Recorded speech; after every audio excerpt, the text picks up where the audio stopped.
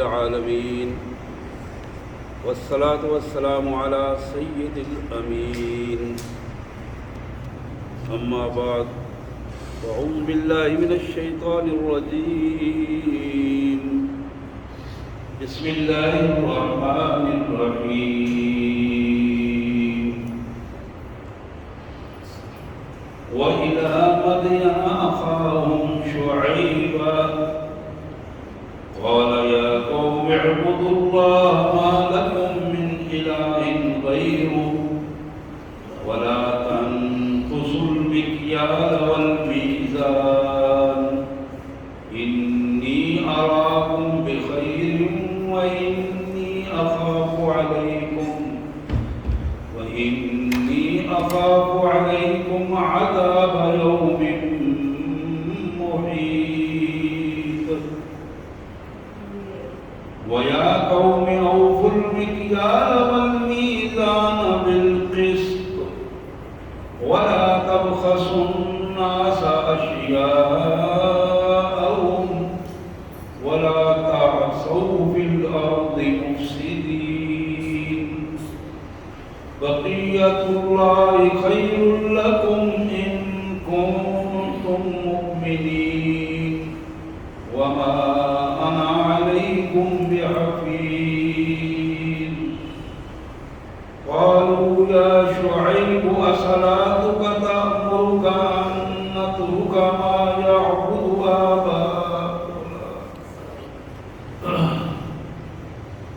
ما يعبد آباؤنا أو أن نفعل في أموالنا ما نشاء إنك لأنت الحليم الرشيد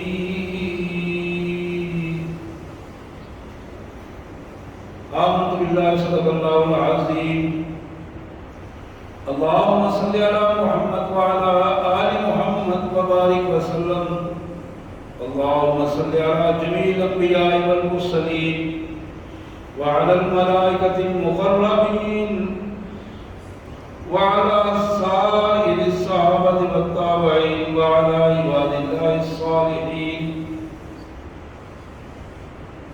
اللہ کے پاک کلام میں قرآن مجید میں یہ 12واں پارہ ہے اور سورہ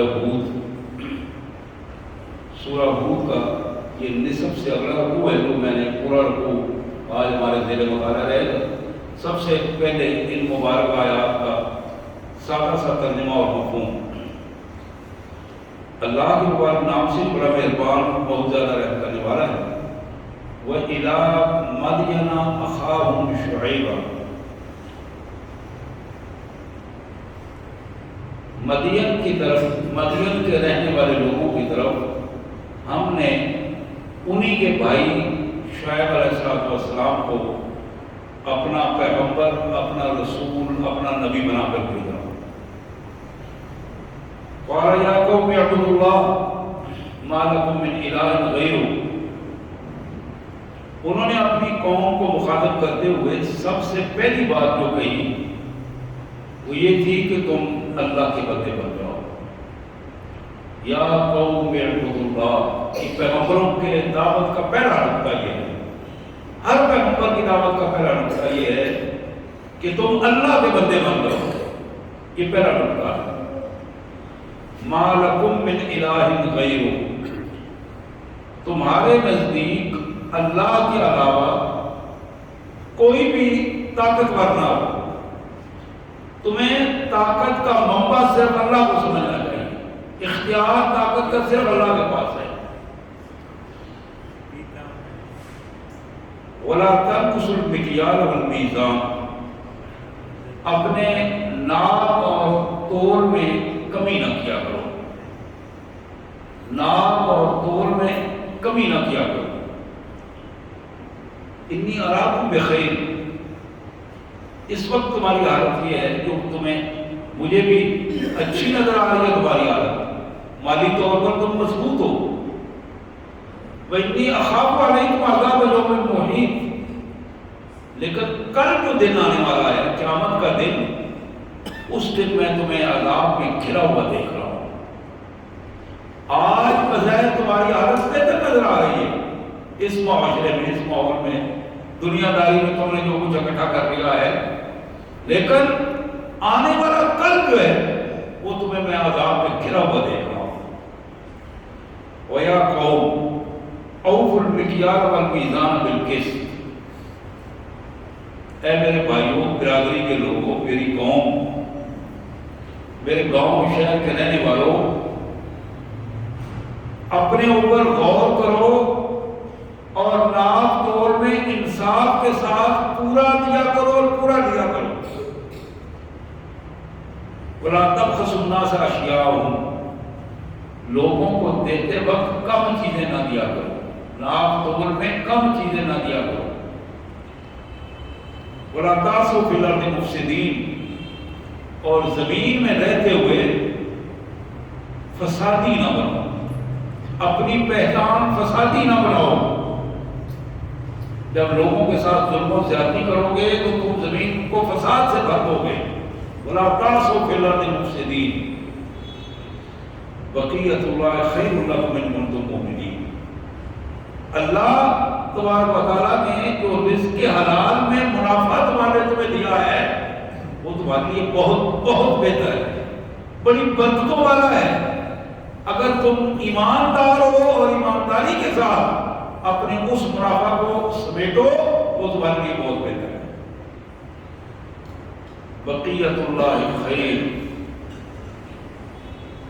لکم ان کنتم مؤمنین وما انا علیکم بحفیظ، اور یہ نہ سمجھنا کہ اللہ نے مجھے کوئی تمہارے اوپر تھانے دار بنا کر بھیجا ہے، میں کوئی نگران نہیں ہوں تمہارے ایک ایک کوئی چیز کا نگران، میں تو تمہارے پیغام اللہ کو پہنچا رہا ہوں تم تک کہ اپنے آپ کو درست کر لو، میں حوالہ دار میں نگران نہیں ہوں تمہارے اوپر۔ وما انا علیکم بحفیظ۔ قالوا یا شعیب الصلاۃ تأمرک ان نترک ما یعبد آباؤنا او ان نفعل فی اموالنا ما نشاء انک لانت الحلیم الرشید۔ قوم کے وڈیرے مل کے کہنے لگے، شعیب یہ جو تم نمازیں پڑھتے ہو، یہ تمہاری نمازیں تمہیں یہی بتاتی ہیں کہ ہمارے خلاف اٹھ کے کھڑے ہو جاؤ؟ جو کچھ ہم کر رہے ہیں باپ دادا کی اب اس دور سے چلے آ رہے ہیں، جو کچھ جیسے وہ عبادت کرتے تھے ہم بھی اسی طرح بتوں کی پوجا کرتے ہیں، تو تمہاری نمازیں یہ تمہیں بتاتی ہیں کہ ہمیں اس سے روکو، تمہاری نمازیں یہ تمہیں بتاتی ہیں کہ تم ہمارے مالوں کے بڑھنے کو روک دو، اور جس طرح ہم کاروبار کرتے ہیں اس کو ہم ختم کر دیں۔ یہ دو باتیں کر کے انہوں نے جو جملہ کہا بڑا تجزیہ جملہ کہا، انک لانت الحلیم الرشید،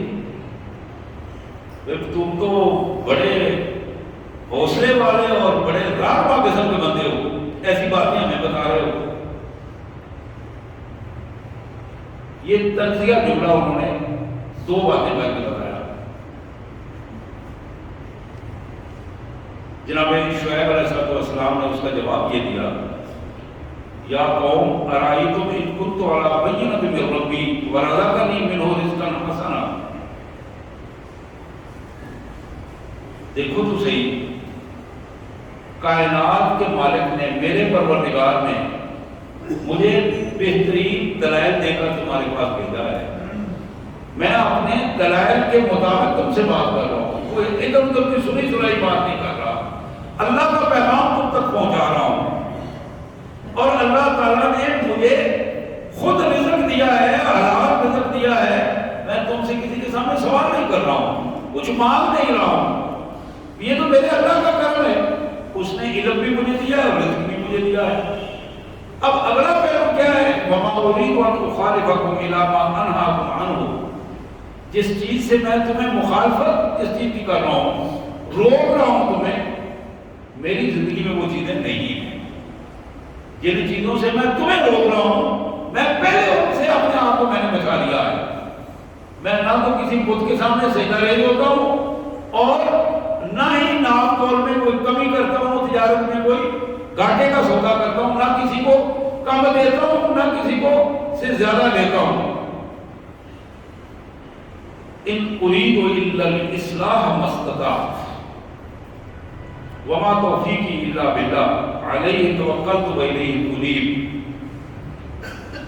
میری ذمہ داری یہ ہے، میں تو یہ چاہتا ہوں کہ تمہاری اصلاح ہو جائے، تم سیدھے راستے پہ آ جاؤ، درست حالات پیدا ہو جائے، اور یہ تو اللہ کی توفیق سے ہے. وما توفیقی الا باللہ، مجھے جو اللہ نے توفیق دی ہے یہ صرف اسی کا کام ہے، اسی کی مہربانی ہے. تم میں سے اگر کسی کو توفیق دے گا تو یہ اس کی طرف سے توفیق ہوگی. علیہ توکلت، تو میرا سارا بھروسہ اسی پر ہے. وَإِلَيْهِ أُنِيبُ، میں تو اپنے اللہ سے رابطے میں ہوں. وَيَا قَوْمِ، جناب شاعر نے دوسری بات کہی، کہ میرے بھائیو، لا یجرمنکم شقاقی ان یصیبکم مثل ما اصاب قوم نوح اور قوم ہود اور قوم صالح وما قوم لوط منکم ببعید. تو میرے بھائیو، میری دشمنی میں اتنا آگے نہ نکل جانا.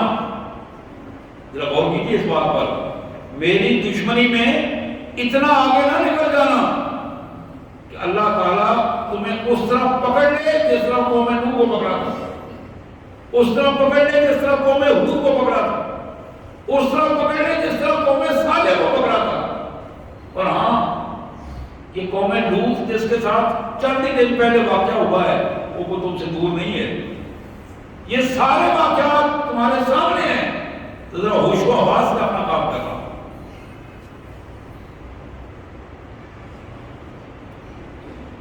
وَاسْتَغْفِرُوا رَبَّكُمْ ثُمَّ تُوبُوا إِلَيْهِ إِنَّ رَبِّي رَحِيمٌ وَدُودٌ. اپنے اللہ سے اپنے گناہوں کی معافی مانگو، اپنے اللہ سے اپنے گناہوں کی معافی مانگو. ثُمَّ تُوبُوا إِلَيْهِ، پھر اس کی طرف رجوع کرو، رابطہ کرو اپنے مالک سے، رابطے میں رہو اپنے مالک کے، ہر وقت اس کا ذکر کرتے رہو، آپ اس کے حکم کے مطابق اس کی نافرمانی سے بچو. اور پھر فرمایا ان ربی رحیم ودود.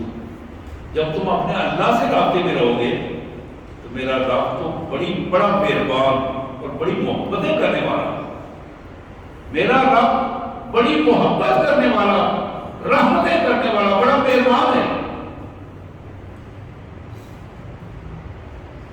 اب اس کا آپ گفتگو پیغمبر علیہ السلام کی آپ نے سنی، بہترین چنے ہوئے الفاظ اور خوبصورت گفتگو. جواب میں کیا کہتے ہیں؟ گاؤں والوں نے، برادری والوں نے جواب کیا دیا؟ یا شاعر ما نفقہ کثیرا مما تقول. یہ جو کہانیاں تم سنا رہے ہو نا، یہ ہمیں سمجھ نہیں آتی. تمہاری باتیں ہماری سمجھ سے باہر ہیں، ہمیں نہیں سمجھ آتی. لیکن ایک بات ہمیں سمجھ آتی ہے، وَإِنَّا لَنَرَاكَ فِينَا ضَعِيفًا، تم ہمارے سامنے کمزور ہو، تو زیادہ طاقتور نہیں ہو. یہ بات ہمیں سمجھ آتی ہے، جو ہمیں نظر آ رہا ہے وہ ہمیں سمجھ آ رہی ہے، لیکن تمہاری کہانیاں ہمیں نعوذ باللہ سمجھ نہیں آ رہی. وَلَوْلَا رَحْمَتُكَ لَرَجَمْنَاكَ، اگر تمہاری برادری تمہارے ساتھ نہ ہوتی آج ہم پتھر مار مار کر تمہیں مار دیتے.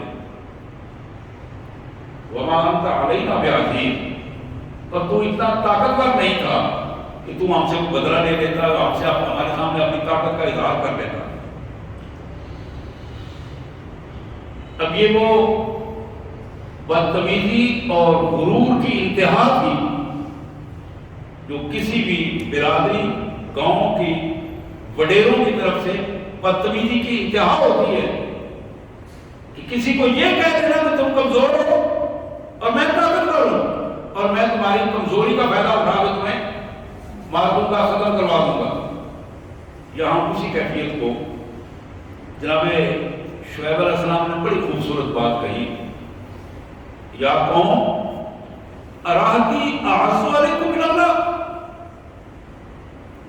اوہ ظالموں، تمہیں اللہ کی طاقت نظر نہیں آئی، میری برادری کی طاقت نظر آ گئی ہے.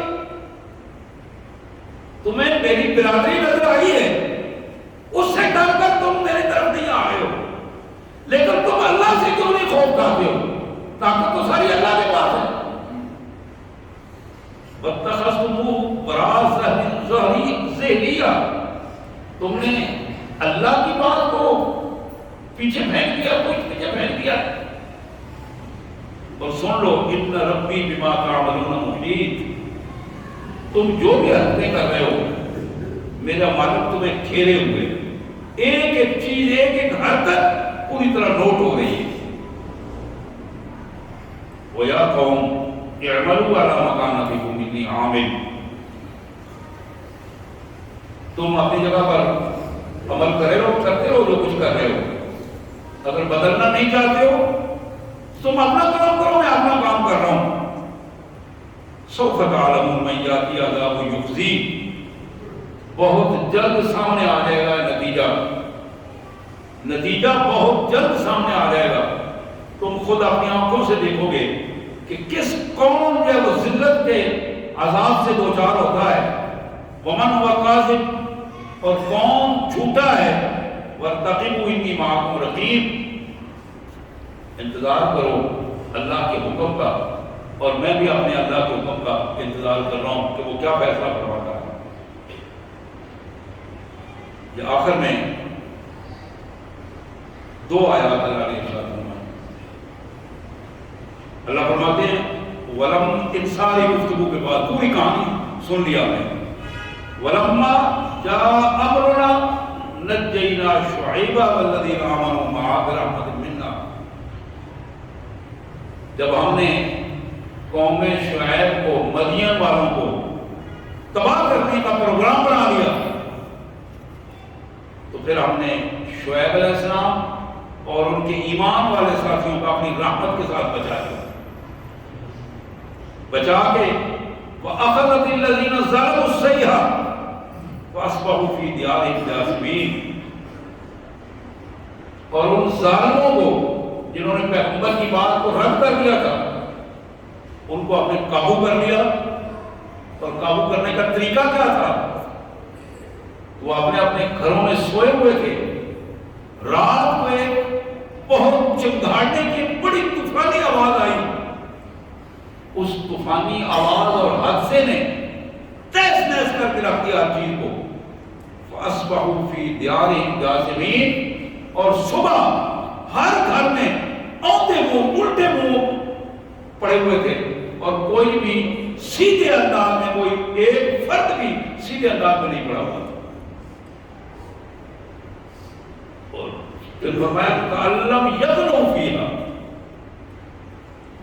یہ ماحول اس طرح بنا گویا یہاں کوئی جانداروں کی آبادی تھی ہی نہیں۔ تَعَلَّمْ يَغْنُوا فِيهَا، یہاں کوئی بسا ہی نہیں، آباد ہی نہیں ہوا۔ أَلَا بُعْدًا لِمَدْيَنَ كَمَا بَعِدَتْ ثَمُودُ، اعلان کرنے والے نے اعلان کر دیا، لعنت ہو مدین والوں پر جنہوں نے اللہ کے احکامات کو جھٹلا دیا۔ اسی طرح جس طرح قوم سمود پر لعنت کی گئی تھی، قوم عاد پر لعنت تھی، قوم لوط پر لعنت تھی، قوم نوح پر لعنت تھی، ان کی طرح ان پر بھی لعنت ہو، اور انہیں لعنت کے ساتھ ہی دفن کر دیا گیا۔ نستغفر اللہ ونتوب الیہ، نستغفر اللہ ونتوب الیہ، یا کریم یا ارحم الراحمین، اللہم انا نعوذ بک من عذاب جہنم، من عذاب الدنیا و عذاب الآخرہ، لا تخزنا فی الدنیا ولا تعذبنا فی الآخرہ، یا کریم یا ارحم الراحمین۔ میرے انتہائی واجب الاحترام بھائیوں، یہ منظر تھا ایک قوم کا، گزری ہوئی قوموں میں سے ایک قوم کا منظر ہے جو مالک نے ہمیں دکھایا۔ منظر کیا تھا؟ یہ قوم آباد تھی اس بڑی منڈی کے ساتھ جو انٹرنیشنل منڈی تھی، اور انٹرنیشنل منڈی ان کے ساتھ تھی، اور یہ اسی کو ہینڈل کرتے تھے، اور پوری دنیا کے مجموعی راستے اس منڈی سے ہو کر گزرتے تھے۔ اور ان کی حالت یہ تھی لیتے وقت سامان زیادہ لیتے، پیسے کم دیتے، دیتے وقت سامان کم دیتے، پیسے زیادہ لیتے. دونوں طرف سے بے ایمانی اور بد اخلاقی اور بدتمیزی اور چوری چکاری اور ڈاکے، اور پھر اگلی بات کیا ہے اس کے اوپر پھر جھوٹ، جھوٹ پہ جھوٹ، چوری بھی اور پھر جھوٹ بھی، بدماشی بھی پھر جھوٹ بھی، غنڈہ گردی کی بھی اور پھر جھوٹ بھی. جو بندہ اس منڈی میں باہر سے آتا، جو بندہ باہر سے آتا سامان لے کر آنے والا دوسرے علاقوں سے، تو انہوں نے ایجنٹ چھوڑے ہوئے تھے، تاریخ میں موجود ہے، وہ ایجنٹ منڈی سے باہر بیٹھے ہوتے تھے ڈیرے لگا کے.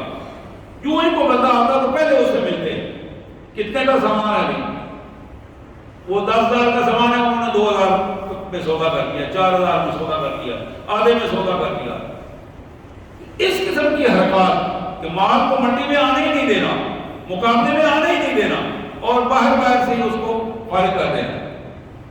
تو یہ وہ حرکات تھی جو ان کے اندر موجود تھی. دو چیزیں، ایک اللہ کے حقوق میں وہ مشرک تھے، یہ پہلا کام تھا. پہلا کام جو انہوں نے خود اقرار کیا، اللہ کے حقوق میں مشرک، اللہ کو چھوڑ کر وہ بتوں کے سامنے سجدہ کرتے تھے. وہ بت پتھر کے بھی بنے ہوئے تھے،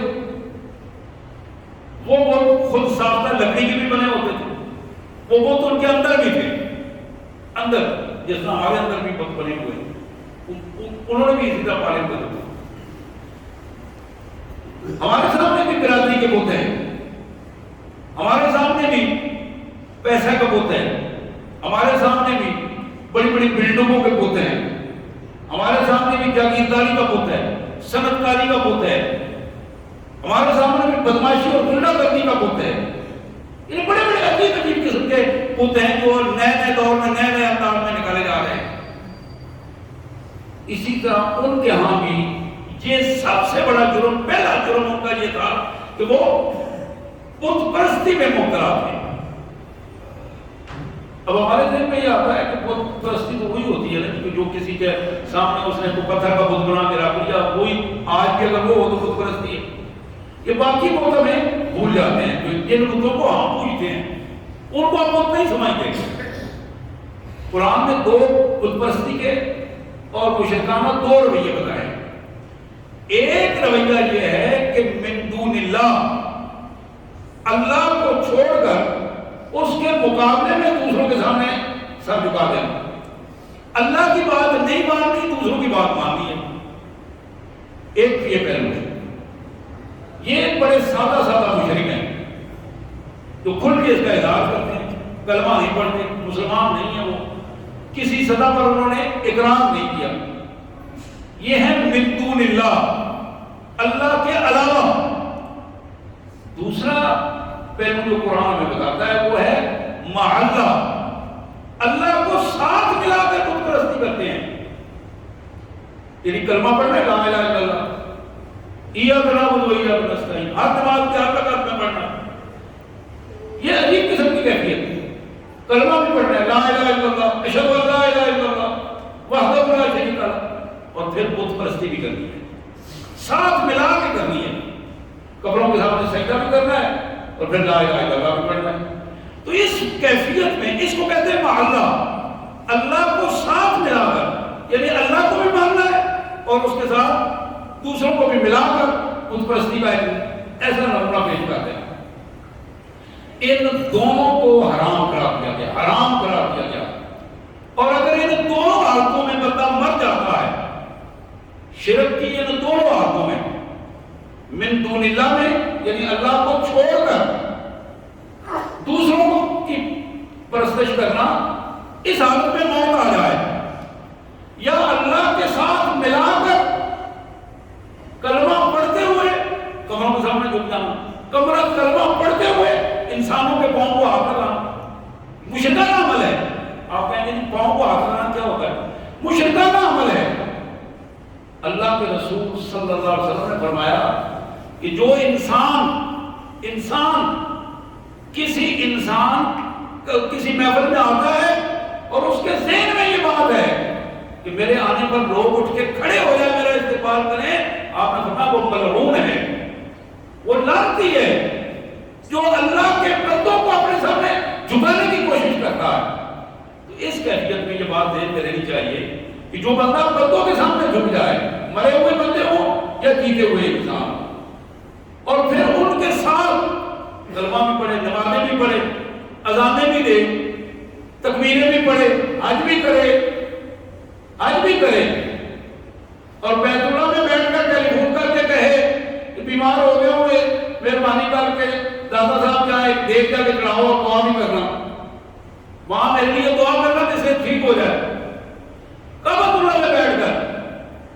تو یہ کیا چیز ہے؟ محلہ ہے، محلہ، اللہ کو ساتھ ملا کر اللہ کے سامنے مشرکانہ رویے اختیار کرنا۔ یہ قوم شعیب میں یہ دونوں کام موجود تھے۔ پہلا کام زیادہ تھا من دون اللہ۔ قرآن نے تو دوسری بات ہمارے سامنے رکھی، تو ان کے اندر دوسرا کہا تھا کہ انسانوں کے حقوق میں، یعنی حقوق اللہ میں بھی زیادتی کرتے تھے، اس کو بھی بائی پاس کر دیتے تھے، حقوق اللہ کو بھی میں نے بد اخلاقی اور بدتمیزی اور نافرمانی کا رویہ تھا، اور حقوق العباد میں بھی جو بندوں کے حقوق تھے ان میں بھی بندوں کے حقوق کو چھیننا اور اپنے حقوق کو ان پر مسلط کر دینا، خواہ خواہ اس کیفیت کو وہ لیتے تھے۔ اور یہ وہاں انہوں نے یہی بات اپنے پیغمبر سے کہی کہ حضرت یہ آپ کی نمازیں جو ہیں، آپ کی نمازیں، آپ کا یہ پیغمبر بن کے آنا، کیا ہمیں ان دو چیزوں سے روکنے کے لیے ہی ہے؟ ایک تو ہم اپنے باپ دادا کی وہ کہانی چھوڑ دیں، ہمارے باپ دادا جو بتوں کے سامنے کرتے کرواتے تھے ہم اس کو چھوڑ دیں، آپ کی کہانی سن لیں۔ اور دوسری بات یہ ہے کہ جو مال بڑھانے کے ہمیں طریقے اختیار کر رکھے ہیں، یہ جو منڈی میں ہم جھوٹ جھاٹ بول کے ایک دوسرے کو دھوکہ دے کے آگے پیچھے مال اکٹھا کر لیتے ہیں، بازار میں بیٹھے ہوئے ادھر ادھر کی کہانیاں سنا کے، قسمیں اٹھا کے 2 نمبر کو 1 نمبر کر کے بیچ دیتے ہیں۔ تو ان حالات میں تم کیا جانتے ہو کہ تم ہمارے ان مالوں کو تم روک دیتے ہو، ہم تجارت نہ کریں، پیسہ نہ اکٹھا کریں، ما نشاء فی اموالنا، یہ جو اضافہ ہو رہا ہے ہمارے مالوں میں وہ چھوڑ دیں۔ اب یہ 2 باتیں انہوں نے کی، ان 2 باتوں کے حوالے سے من حیث القوم اگر ہم اپنا تجزیہ کریں کہ قرآن کو ہمیں اس لیے سنایا جا رہا ہے، ورنہ قوم شعیب تو چلی گئی، قوم نوح تو چلی گئی، انبیاء کی ساری قومیں اپنی اپنی جگہ پہ ختم ہو گئی، اب تو یہ امت محمد ہے صلی اللہ علیہ وسلم، اب تو یہ نبی محترم صلی اللہ علیہ وسلم کی امت ہے۔ اور میرے پیارے بھائیوں، یہ قرآن مجید جو جس قوم کے واقعات ہمارے سامنے رکھ رہا ہے، اگر ہم سنجیدگی کے ساتھ ان واقعات کو پڑھ کر اپنا تجزیہ کریں تو بالکل خالص اور مخلص اللہ کے بندے بن جائیں، پھر ہماری کامیابی کا ذریعہ بن سکتا ہے۔ لیکن اگر ہم ان کو کہانیوں کو، واقعات کو کہانیاں سمجھیں اور کہانی سن کر اس پر توجہ ہی نہ دیں، قرآن مجید کو بعض اوپر سے الفاظ پڑھتے رہیں، ثواب حاصل کرنے کے لیے الفاظ پڑھتے رہیں، قرآن مجید یاد کیا، الفاظ پڑھ لیے، بچوں کو پڑھا دیا، الفاظ یاد کروا دیے، قرآن مجید ختم کر دیا اور پھر ختم پہ ختم کرتے چلے گئے۔ اگر اس حد تک رہے تو پھر قرآن مجید کی وجہ سے ہمارے اندر تبدیلی نہیں آئے گی، ہماری زندگی نہیں بدلے گی۔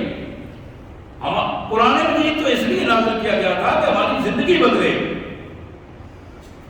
ہماری زندگی بدلے۔ گر تو میخواہی مسلمان زیستن نیست ممکن جز بقرآن زیستن، اقبال ملوم نے کہا اگر تو چاہتا ہے، گر تو میخواہی مسلمان زیستن، اگر تو مسلمان بننا چاہتا ہے، اگر تو مسلمان بننا چاہتا ہے، اللہ کا بندہ بننا چاہتا ہے، محمد رسول اللہ کا سچا امتی بننا چاہتا ہے، پھر یہ ممکن نہیں ہے کہ قرآن کو چھوڑ کر تم کسی اور راستے سے آ سکو۔ علامہ اقبال نے بھی اس کی یہی تعریف کی ہے، پھر تمہیں قرآن کی طرف آنا پڑے گا، قرآن مجید کی تعلیمات کو دیکھنا پڑے گا، قرآن نے جن جن چیزوں سے روکا ہے اسے روکنا پڑے گا۔ اور ہماری کمزوری یہ ہے، ہماری کمزوری یہ ہے کہ ہمارے جو بزرگ رہنما ہیں، مذہبی رہنما، علماء کرام، مفتیان اعظام، پیران اعظام، ہمارے جو مذہبی رہنما ہیں، ہمارے جو سیاسی رہنما ہیں، پارٹیوں کے قائد، ہمارے جو معاشرتی رہنما ہیں، یعنی اپنے گاؤں میں ہمارے جو چودراہ ہیں، جو بڑے بڑے پیسے والے لوگ، جاگیردار اور صنعتکار لوگ، ہمارے جو معاشی سلسلے کے رہنما ہیں، یہ فیکٹریوں والے، صنعتکار وغیرہ، یہ ساری کریم ہے نا، قوموں کی کریم ہوتی ہے، مذہبی رہنما، سیاسی رہنما، معاشرتی رہنما، معاشی رہنما، یعنی سارے شعبوں میں جو بڑے بڑے ہیں، یہ کون ہیں؟ یہ کیا کر رہے ہیں؟ یہ سارے کے سارے اللہ کے دین کی راستے میں رکاوٹ ہیں. یہ سارے کے سارے اللہ کے دین کے راستے میں رکاوٹ ہے. اللہ ماشاء اللہ. شاہ ولی اللہ رحمۃ اللہ علیہ کا نام سنا ہوگا آپ نے.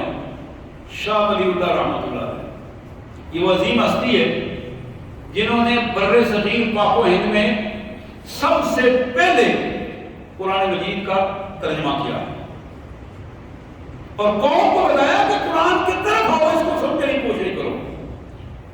یہ وہ عظیم ہستی ہے جنہوں نے سب سے پہلے اللہ کے رسول صلی اللہ علیہ وسلم کی حدیث پڑھانے کا اہتمام کیا ہے. شاہ ولی اللہ رحمۃ اللہ علیہ، انہی کے بیٹے شاہ عبد الغنی نے کا ترجمہ ہے، شاہ عبد القادر کا ترجمہ ہے، اردو کا پہلا ترجمہ ان کا ہے. شاہ ولی اللہ رحمۃ اللہ علیہ نے فارسی میں ترجمہ کیا. تو میرے پیارے بھائیوں، ان ادوار میں یہ جو ہمارا بر صغیر پاک و ہند میں ہے، جس میں میں بتا رہا تھا کہ ہمارے یہ سارے لوگ رہنما، یہ خود ساختہ رہنما، انہوں نے من حیث القوم ہمیں بت پرستی کی طرف لے گئے. اب کہیں گے کہ بت تو کسی کے پاس نہیں ہے. میں نے بتایا کہ بت اپنے اندر ہے. یہ شخصیت کا بہت بت ہے، شخصیت پرستی کا بہت بڑا بت ہے. اسلام نے سب سے زیادہ شخصیت پرستی کی جڑ کاٹ کے رکھ دی. ہم اپنے لیڈروں کو شخصیت پرستی کے حوالے سے ان کے سامنے اس طرح سے اٹیک ہو گئے ہیں. اللہ بھی بھول گیا، اللہ کا رسول بھی بھول گیا، قرآن بھی بھول گیا، ان کے مقابلے میں ہر شے بھول گئی. حضور اکرم صلی اللہ علیہ وسلم کی اپنی ذات گرامی، اپنی ذات گرامی. کچھ صحابہ نے عرض کیا اللہ کے رسول دل کرتا ہے کہ آپ کے سامنے بھی سجدہ کریں. جب باہر سے آتے ہیں آپ کے پاؤں کو ہاتھ لگائیں، پیشانی آپ کے سامنے رکھیں. ہم دیکھتے ہیں کہ باہر ایران اور روم کے بڑے بڑے بادشاہ جو ہیں، لوگ ان کو سجدے کرتے ہیں. ہمارا بھی دل کرتا ہے. آپ نے فرمایا خدا کی قسم یہ پیشانی اللہ وحدہ لا شریک کے علاوہ کسی کے سامنے جھکنے والی نہیں ہے. بندہ مومن اس کی پیشانی صرف اللہ وحدہ لا شریک کے سامنے جھکتی ہے. اللہ نے اس کو اپنے لیے مخصوص کر دیا ہے. اور وہ دنیا کا خبیث ترین انسان ہے جو اپنی اس پیشانی کو اللہ کے علاوہ کسی اور کے سامنے جھکاتا ہے. دنیا کا غلیظ انسان ہے جو اللہ کو چھوڑ کر موسم کش ہے. وہ انسان جو اللہ کے کھاتا ہے، اللہ کی زمین پر رہتا ہے، اللہ کی نعمتوں کو استعمال کرتا ہے، اللہ کے آسمان کے نیچے رہتا ہے، اور پھر بدبخت اللہ کے مخلوق کے سامنے اپنے اس پیشانی کو جھکاتا ہے. وہ انتہائی بدبخت انسان ہے. تو میں یہ عرض کر رہا تھا کہ ہماری قیادت نے انہیں چاہیے تو یہ تھا کہ قوم کی تربیت کر کے ان دونوں معاملات میں اللہ کے حقوق بھی قوم کو بتاتے ہیں اور بندوں کے حقوق بھی قوم کو بتاتے ہیں. اور آج ہمیں ہماری تقریریں اس انداز میں، ہماری جو منظوم عقیدتیں ہیں وہ بھی اس انداز میں، اور نتیجہ یہ نکل رہا ہے کہ نسل در نسل شرک جو ہے وہ پروان چڑھتا چلا جاتا ہے، پروان چڑھتا چلا جاتا ہے. آپ یقین کریں میرے پیارے آقا صلی اللہ علیہ وسلم کا ارشاد ہے جہنم کی آگ میری امت سے بھڑکائی جائے گی. باقی لوگ بعد میں آئیں ان کو پھینکا جائے گا. میری امت، حضور نے فرمایا کہ میری امت سے یہ چھوٹے چھوٹے ٹکڑے ہوتے ہیں نا اس کے لکڑی کے، اکٹھا کر کے اس کو آگ جلاتے ہیں. سب سے پہلے نیچے چھوٹے چھوٹے ٹکڑے رکھتے ہیں، پھر بڑی بڑی لکڑیاں رکھتے ہیں. آپ نے فرمایا وہ جو چھوٹے چھوٹے ٹکڑے ہیں نا وہ میری امت کے ہوں گے جن سے سب سے پہلے جن سے آگ بھڑکائی جائے گی. اور ان میں وہ ریاکار مولوی ہوگا، ان میں ریاکار مجاہد ہوگا، ان میں ریاکار سخی ہوگا، ان میں وہ فرد ہے جو مشرکانہ اعمال کرنے والے وہ ظالم لوگ ہیں جنہوں نے میری امت کو مشرکانہ دروس دیا اور مشرکانہ رویوں پر، مشرکانہ لائنوں پر لگایا۔ تو آج کے ہماری اس خطبہ جمعہ کی جو گفتگو کا نتیجہ ہے، میں پھر سمیٹ کر آپ بھائیوں کے سامنے رکھوں کہ پیغمبر، ہر پیغمبر کی دعوت یہ ہے، یا قوم اعبدوا اللہ، اے میری قوم اللہ کے بندے بن جاؤ، اللہ کے بندے بن جاؤ، اس کا شکر ادا کرو، اس کے حضور نمازیں پڑھو، لیکن اپنے دل دماغ کو صاف کر کے اس کے لیے مخلص ہو جاؤ، اللہ کے لیے مخلص ہو جاؤ، اللہ کے برابر یا اس کے مقابلے میں کسی کو نہ لے کے آؤ، نہ من دون اللہ کرو، نہ محلہ کا رویہ اختیار کرو، ان سے باہر نکل آؤ۔